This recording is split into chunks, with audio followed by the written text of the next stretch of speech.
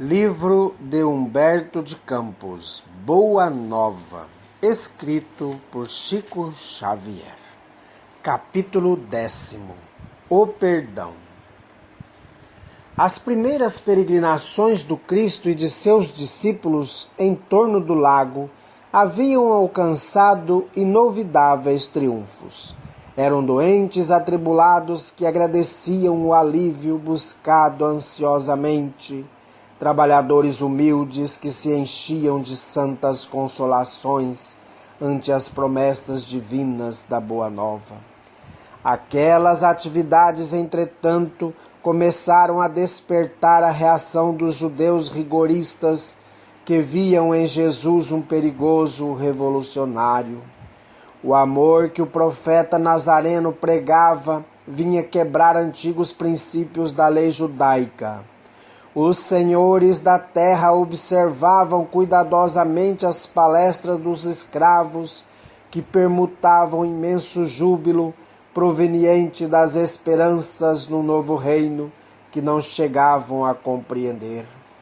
Os mais egoístas pretendiam ver no profeta generoso um conspirador vulgar que desejava levantar as iras populares contra a dominação de Herodes. Outros presumiam na sua figura um feiticeiro incomum que era preciso evitar. Foi assim que a viagem do Mestre a Nazaré redundou numa excursão de grandes dificuldades, provocando de sua parte as observações quase amargas que se encontravam no Evangelho com respeito ao berço daqueles que o deveriam guardar no santuário do coração. Não foram poucos os adversários de suas ideias renovadoras que o precederam na cidade minúscula, buscando neutralizar-lhe a ação por meio de falsas notícias e desmoralizá-lo, argumentando com informações mal alinhavadas de alguns nazarenos. Jesus sentiu de perto a delicadeza da situação que se lhe criara com a primeira investida dos inimigos gratuitos de sua doutrina, mas aproveitou todas as oportunidades para as melhores ilusões da esfera de ensinamento. No entanto, o mesmo não aconteceu a seus discípulos. Filipe e Simão Pedro chegaram a questionar seriamente com alguns senhores da região, trocando palavras ásperas em torno das edificações do Messias. As gargalhadas irônicas, as apreciações menos dignas, lhes acendiam no ânimo propósitos impulsivos de defesas apaixonadas.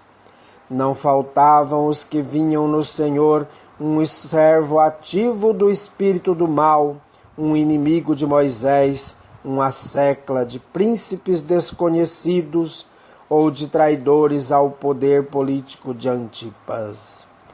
Tamanhas foram as discussões em Nazaré que os seus reflexos nocivos se faziam sentir fortemente sobre toda a comunidade dos discípulos.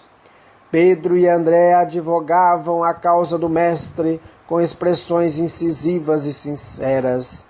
Tiago aborrecia-se com a análise dos companheiros. Levi protestava expressando o desejo de instituir debates públicos de maneira a evidenciar-se a superioridade dos ensinos do Messias em confronto com os velhos textos. Jesus compreendeu os acontecimentos e calmamente ordenou a retirada, afastando-se da cidade com tranquilo sorriso. Não obstante a determinação e apesar do regresso a Cafarnaum, a maioria dos apóstolos prosseguiu em discussão, estranhando que o Mestre nada fizesse, reagindo contra as envenenadas insinuações a seu respeito. Daí a alguns dias, obedecendo às circunstâncias ocorrentes naquela situação, Pedro e Filipe procuraram avistar-se com o Senhor, ansiosos pela claridade dos seus ensinos. Mestre, chamaram-vos os servos de Satanás e reagimos prontamente, dizia Pedro com sinceridade ingênua. Observávamos que por vós mesmo nunca oporíeis à contradita, ajuntava Filipe, convicto de haver prestado excelente serviço ao Mestre bem-amado. E por isso revidamos aos ataques com a maior força de nossas expressões. Não obstante o calor daquelas afirmativas, Jesus meditava com uma doce placidez no olhar profundo, enquanto os interlocutores o contemplavam, ansiando pela sua palavra de franqueza e de amor. Afinal, saindo de suas reflexões silenciosas, o mestre interrogou: acaso poderemos colher uvas nos espinheiros? De modo algum me empenharia em Nazaré numa contradita estéril aos meus opositores. Contudo, procurei ensinar que a melhor réplica é sempre a do nosso próprio trabalho, do esforço útil que nos seja possível. Nesse particular, não deixei de operar na minha esfera de ação, de modo a produzir resultados à nossa excursão à cidade vizinha, tornando-a proveitosa, sem desdenhar as palavras construtivas no instante oportuno. De que serviriam as longas discussões públicas inçadas de doestos e zombarias? Ao termo de todas elas, teríamos apenas menores probabilidades para o triunfo glorioso do amor e maiores motivos para separatividade e odiosas dissensões. Só devemos dizer aquilo que o coração pode testificar mediante atos sinceros, porque de outra forma as afirmações são simples ruído sonoro de uma caixa vazia. Mestre, atalhou Filipe quase com mágoa. A verdade é que a maioria de quantos compareceram às pregações de Nazaré falava mal de vós. Não será vaidade, porém, exigirmos que toda a gente faça de nossa personalidade elevado conceito? Interrogou Jesus com energia e serenidade. Nas ilusões que as criaturas da terra inventaram para a sua própria vida, nem sempre constitui bom atestado da nossa conduta o falarem todos bem de nós indistintamente. Agradar a todos é marchar pelo caminho largo, onde estão as mentiras da convenção. Servir a Deus é tarefa que deve estar acima de tudo, e por vezes nesse serviço divino é natural que desagrademos aos mesquinhos interesses humanos. Filipe, sabes de algum emissário de Deus que fosse bem apreciado no seu tempo? Todos os portadores da verdade do céu são incompreendidos de seus contemporâneos. Portanto, é indispensável consideremos que o conceito justo é respeitável, mas antes dele, necessitamos obter a aprovação legítima da consciência dentro de nossa lealdade para com Deus. Mestre, obtemperou Simão Pedro, a quem as explicações da hora calavam profundamente. Nos acontecimentos mais fortes da vida, não deveremos então utilizar as palavras enérgicas e justas? Em toda a circunstância convém naturalmente que se diga o necessário, porém é também imprescindível que não se perca tempo. Deixando transparecer que as elucidações não lhe satisfaziam plenamente, perguntou Filipe: Senhor, vossos esclarecimentos são indiscutíveis. Entretanto, preciso acrescentar que alguns dos companheiros se revelaram insuportáveis nessa viagem a Nazaré. Uns me acusaram de brigão e desordeiro, outros de mal entendedor de vossos ensinamentos. Se os próprios irmãos da comunidade apresentam essas falhas, como há de ser o futuro do Evangelho? O mestre refletiu um momento e retrucou. Estas são perguntas que cada discípulo deve fazer a si mesmo. Todavia, com respeito à comunidade, Filipe, pelo que me compete esclarecer, cumpre-me perguntar-te se já edificaste o reino de Deus no íntimo do teu espírito. É verdade que ainda não, respondeu hesitante o apóstolo. De dentro dessa realidade podes observar que, se o nosso colégio fosse constituído de irmãos perfeitos, teria deixado de ser irrepreensível pela adesão de um amigo que ainda não houvesse conquistado a divina edificação.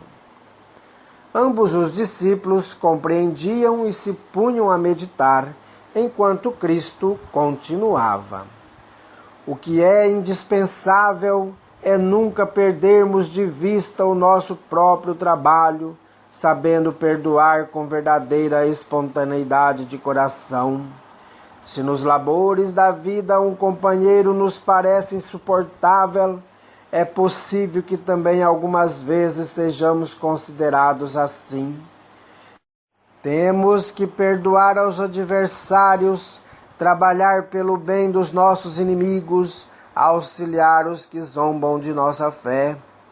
Nesse ponto de suas afirmativas, Pedro atalhou-o dizendo: entretanto, para perdoar não deveremos aguardar que o inimigo se arrependa? E que fazer na hipótese de o malfeitor assumir a atitude dos lobos sob a pele da ovelha? Pedro, o perdão não exclui a necessidade da vigilância, como o amor não prescinde da verdade.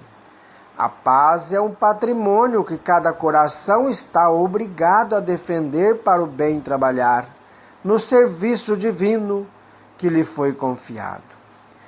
Se o nosso irmão se arrepende e procura nosso auxílio fraterno, amparemo-lo com as energias que possamos despender, mas em nenhuma circunstância cogites de saber se o teu irmão está arrependido.